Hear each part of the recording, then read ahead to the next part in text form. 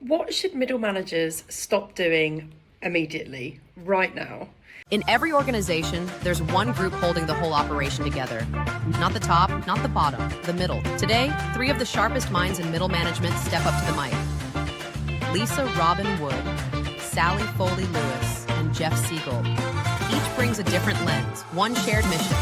Decode what it really takes to lead from the middle with confidence, clarity, and impact. Same questions, three perspectives.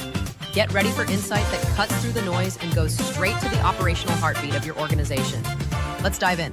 I think my first suggestion is to stop managing through control and constant monitoring. So what I'm talking about here is excessive meetings, right? I think we spend so much time in meetings, it's actually wasteful and inefficient practice. I'm not suggesting we stop communicating.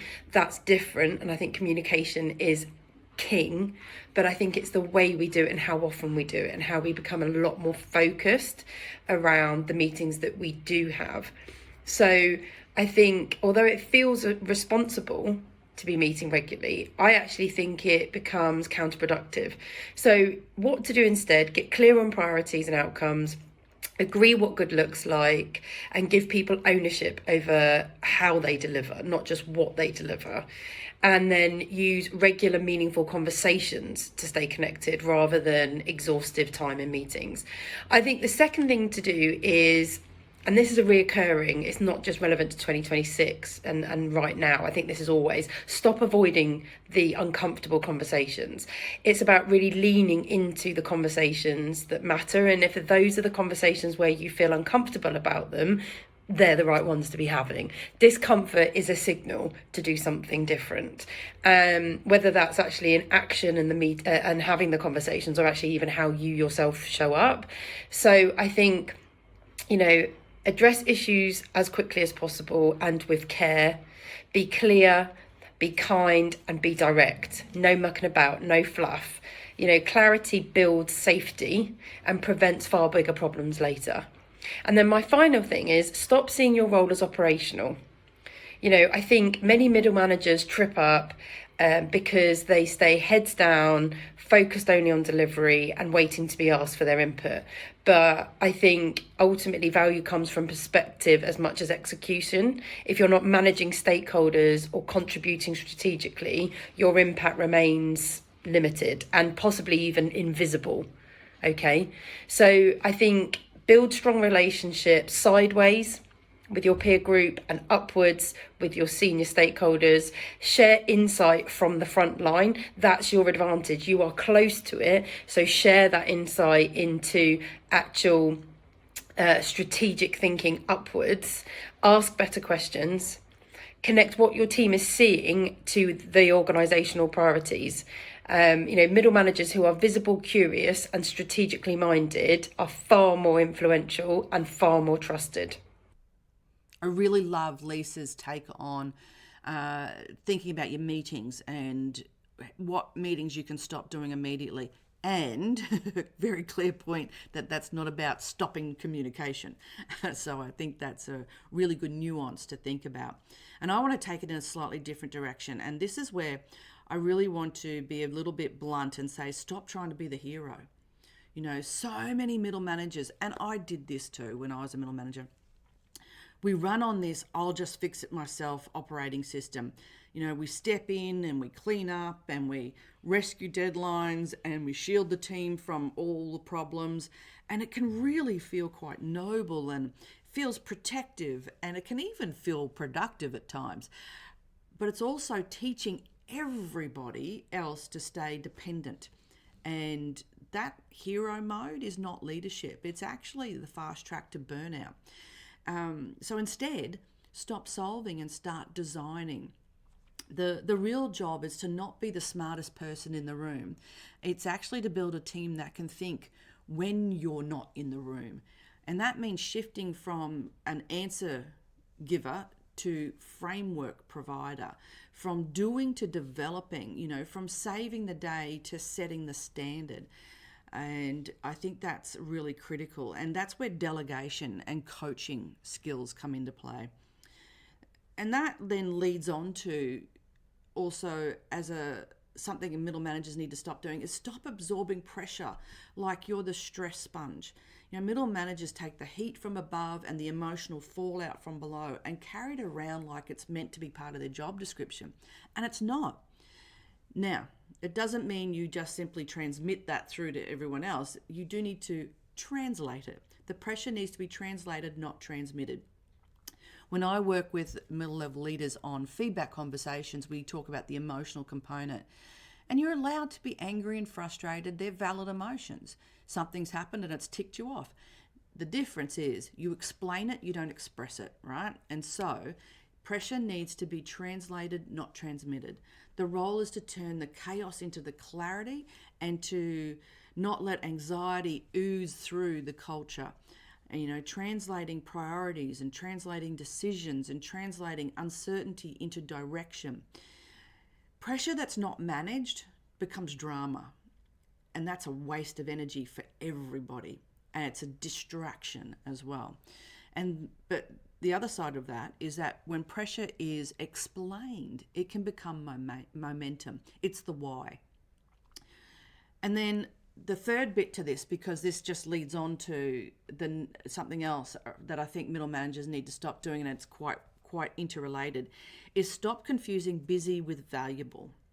If your calendar is full but your people are unclear about what they're doing, then you're not leading. You're possibly just buffering noise. And high impact middle managers, they protect focus, theirs and their team's focus, like it's oxygen. They simplify, they choose, they say no probably more than they say yes. And so it's about less heroics and more systems, less pressure hoarding and more clarity, less busyness and more impact. Middle management is not the middle of a food chain. It's actually the engine room of performance of an organization. And for any engine, it has to not run on panic. It has to be serviced and looked after and maintained. It runs on purpose, process, and people, and those people who can think, right? So here's a challenge for you. What are you going to put on your stop doing list rather than your to-do list? Things may be like stop rescuing, stop absorbing, and stop glorifying busy. Start leading like your role really does matter, because the middle does matter. I loved both Sally and Lisa's answers to this question about what middle managers should stop doing. But I'm going to pick up specifically on something Sally said, which was about that they need to stop being the hero. And I'm going to build on that and say, I think middle managers need to stop being the hero, but they also need to stop creating villains, and they need to stop playing the victim. And what I mean by that is they need to stop being the hero, like Sally and Lisa both shared, is if they jump in every time, do the work for their team never learns. It creates this sense of learned helplessness within the team. So stop jumping in and start training the team, helping the team, creating process so that the team can do their work without you intervening. The second piece I want to pick up on is stop playing the victim. There's so much of the work that I do when I'm coaching is about listening for the word should. This shouldn't be happening. My boss shouldn't do this. My people should be able to do more than they are doing, whatever it is. All that should stuff is all about pushing out the responsibility to someone else. Take the responsibility of, I am a middle manager. I have constraints, but I also have a lot that's under my control. Focus on what you can control and then just do that. And then the third piece is stop demonizing everybody around you. And what I mean by that is stop thinking that your boss is behaving as if they are a villain, right? Stop thinking that your boss is being mean or not giving you work because they want to hold you back or whatever. They're not. They're just human beings trying to get their work done. They have a boss. So stop thinking of them as, sort of somehow different from you, and start understanding that they are human with their own needs, wants, desires, hopes, fears, etc. And the same thing is true of the people that report to you. remember what it was like to report to someone. Actually, you probably still report to someone. Did you like it when your boss jumped in to help you get your work done, or did that make you feel like your boss didn't trust you? So before you jump in to help your team because you're quote unquote protecting them, think about what would it feel like if your boss did the same thing to you. Don't jump in. Don't play the hero. Don't villainize people. Don't act like they're not, being, sort of equally human beings. So that's my, I guess, my tough love for middle managers for this discussion is, how do you get out of that mode of you're not the hero, they're not a villain, you're not a victim, you're just, you have a role and you're playing it and you're doing it really well because you understand what you control and you understand what you don't control, and you focus on those things that you do have control over. You've just heard from 3 leaders who have dedicated their careers to strengthening the heartbeat of every organization, the middle. From Cape Town, Robyn Wood is the middle manager coach. Her own leap into senior middle management sparked the confidence crisis that transformed her life and career. Today, she helps managers rebuild their confidence, sharpen their self-awareness, and thrive through GRIP Coaching's practical, high-impact development programs. Sally Foley-Lewis has spent over 20 years in the trenches and the boardroom, working with more than 20,000 managers across industries and continents. She's a global award-winning speaker, author, and educator who equips managers to be confident, capable, and courageous, and delivers the tools that lift performance fast.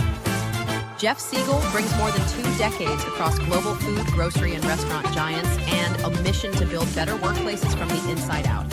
He's a coach, author of The Middle Matters, helping leaders at every level increase their impact.